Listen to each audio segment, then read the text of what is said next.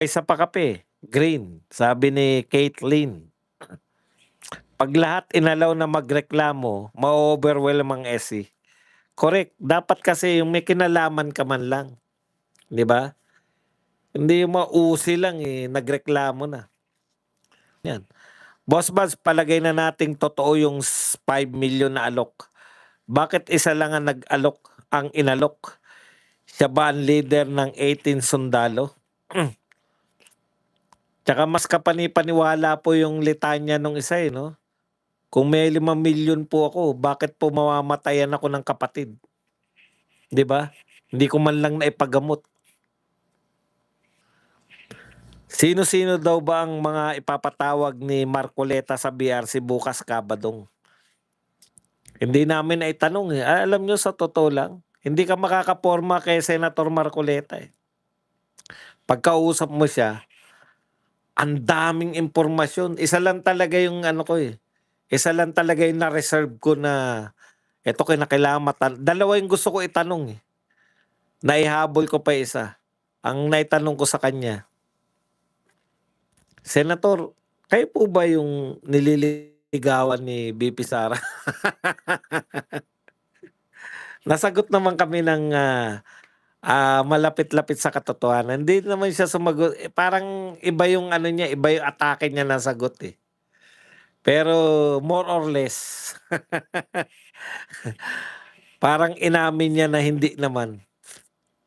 Parang inamin niya na hindi namin puwedeng sabihin na inamin niya na siya. 'Di ba? Yung napaka-safe.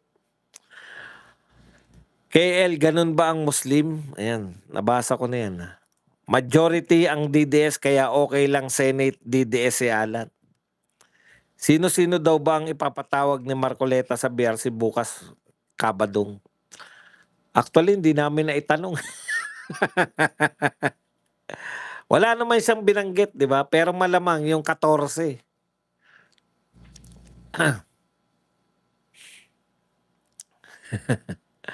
Floren, Boss Buds, starstruck ka ba nung kausap mo si Senator Marcoleta?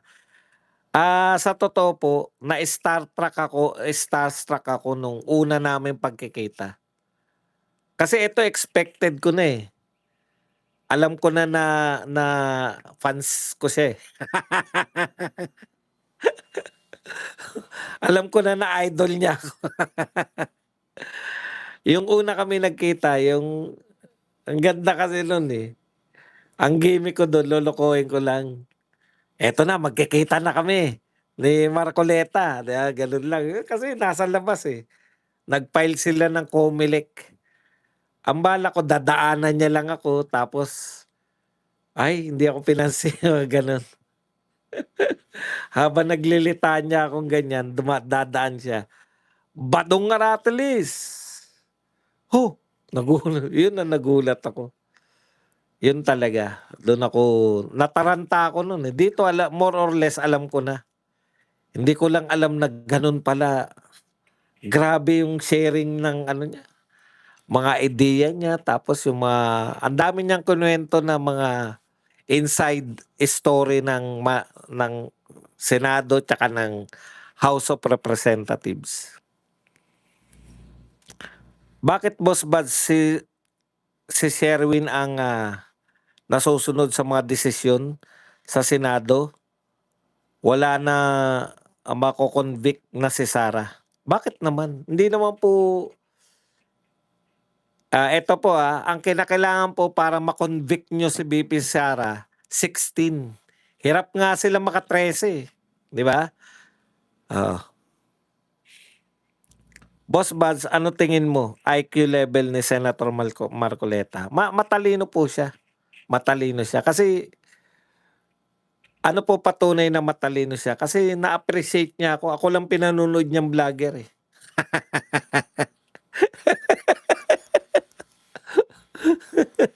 'Di ba? Alam niyo po, lagi ko 'tong sinasabi, yung mga matatalino lang ang nakaka-appreciate sa mga matatalino. Kasi ako yung style ko, 'di ba, parang hindi naman katalinuhan, 'di ba, hindi naman matalino 'tong badong na 'to. 'Pag mga bugok po yung tumingin sa'kin, bobo 'tong badong na 'to. Ngayon po yun, eh. Matagal ko na pong alam yun kasi na gano'n. Kasi ako gano'n din tumingin, eh. Kilala ko na agad kung sino yung matalino at nagtatali-talinuhan. Ako po yung sukatan ko. Na-appreciate niya ako, therefore matalino talaga yung mama. Bibihira yung hindi ako na-appreciate ng mga bobo, eh.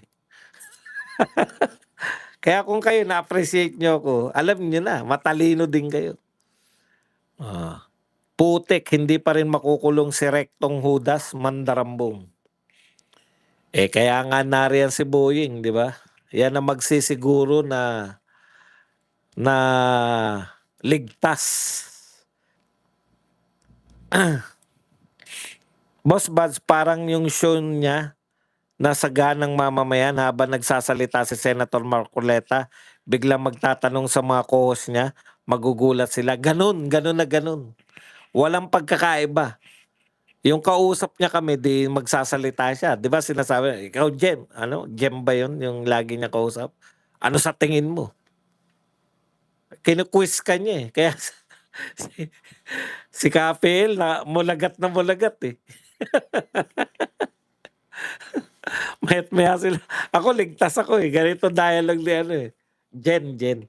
Ganito dialogue ni Senator Marcoleta. Ikaw tinatanong ko. Sasabihin kay Kapil. Ano masasabi mo ron? Kasi to si Badong, alam ko, alam niya na yan eh. Bihira ako tinatanong, yung dalawa tinatanong. Ikaw, ano masasabi mo?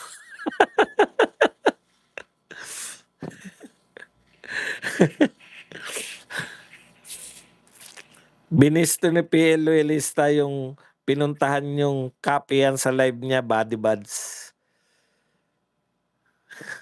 Mas okay na tawagin DD Senator kaysa Maleta Senator. Correct. Di ba? MCGI the old way, always, Doc Buds, natawa ako sa sinabi ni Kuya PL sa kanyang live na tinablan na ng mga pinklawan si Ninang Risa, pabor kay Mama Lenlen. Tuloy po ba ang BRC bukas? Alam ko po tuloy. Hindi naman po nagde-declare si Senator Marcoleta na hindi tuloy. Sir Buds, hindi si Gatchalian ang nasusunod sa Senado. Ang Senadong sumunod kay Matibag. O, di ba? Yan din ang reaction ko eh. Alam nyo, hindi na po magpapatawag yan si nang wala na po susunod na hearing. Ano pa i-hearing nila? Hindi katulad kay Marcoleta, talagang panay-panay yan. Hindi maubusan ng tanong si Marcoleta eh. Senator Marcoleta isang prof. Si Gatchalian, props lang. Isang props at isang prop. Let's support SP Alan Cayetano and Senator Marcoleta. Pero alam mo, tanggap na rin nila eh. Tanggap na rin ni Senator Marcoleta pag may bumaliktad. Talagang yun nga lang. Ihanda nyo na sarili nyo. Wala na namang investigasyon sa BRC pag nadagdagan pa sila ng isa.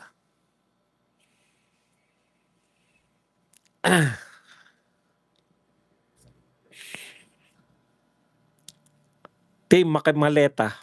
Boss Buds, yung mga alagad ng maleta, kapal na lang talaga ng muka ang kinakapitan. Correct.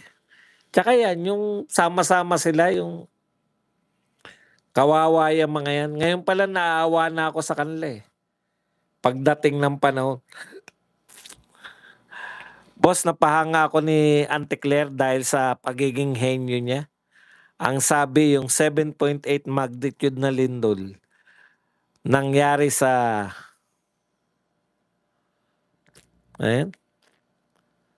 sa Mindanao ay dahil sa paggalaw ng lupa. Ang galing boss, di natin naisip. Amazing.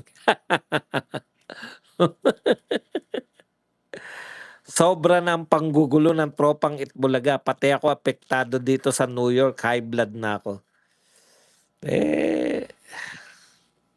Mahirap man sabihin dahil ako high blood din. Pero tayo po ang talo pagka Pagka sila po ang nasunod na minsan nananadya na lang sila na manggalit, eh. Handa na tayo sa mangyaring lipatan. Ako, handa na ako. Kasi kinukuwenta ko ilang taon na lang naman, eh, 'di ba? Hindi naman nila maganda sana, 'di ba, na tuloy-tuloy yung ano, yung, imbestigasyon diyan. Pero yun talaga, yun din naman yung sinasabi natin ng una, eh. Ang sabi natin ng una, si VP Sara sa panahon na lang ni VP Sara magkakaroon talaga ng katarungan yung mga diyan lang talaga natin makakamit yung katarungan laban sa mga magnanakaw. Kaya babalik lang tayo dun. Natuwa lang tayo kasi wow, napalitan, may chance na mag-imbestiga, pero hindi nila tinantanan, 'no? Handa na ba tayo sa mangyayaring lipatan? Ako handa na, eh. Narinig ko kay Marcoleta parang sure na siya. Kasi ganito yung kwento ni Senator Marcoleta, eh. Alam mo mahalata mo yung maghuhudas kasi inano niya si Judas Iscariote. Noon daw pala, bago niya ipagkanulo si Kristo o hudasin si Kristo, ano raw, yung ang bait-bait daw. Kung todo alalay, "Boss, kape boss. Boss, masahe." Parang gano'n. Yung ang bait-bait daw. Tapos yung pala manghuhudas.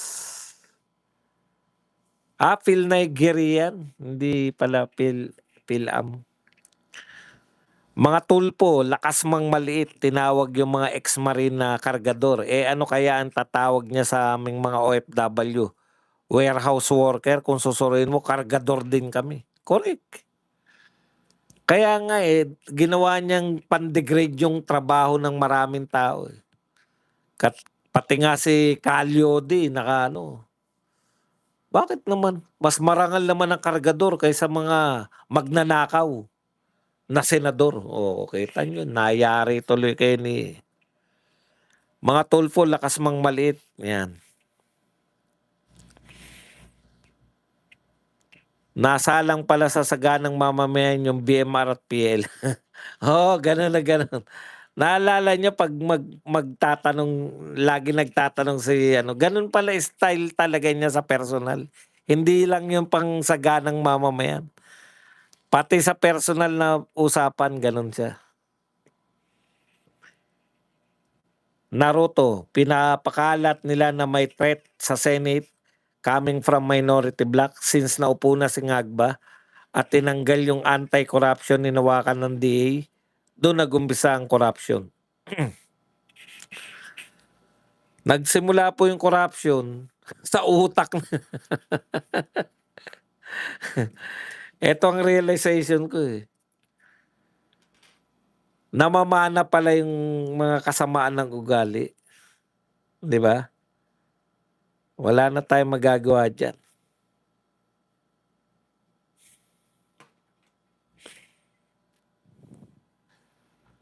Boss Baz, 'pag tinanong si Senator Marcoleta, sasagutin ka muna ng tanong din? Hindi. Hindi ka makakapagtanong sa kanya dahil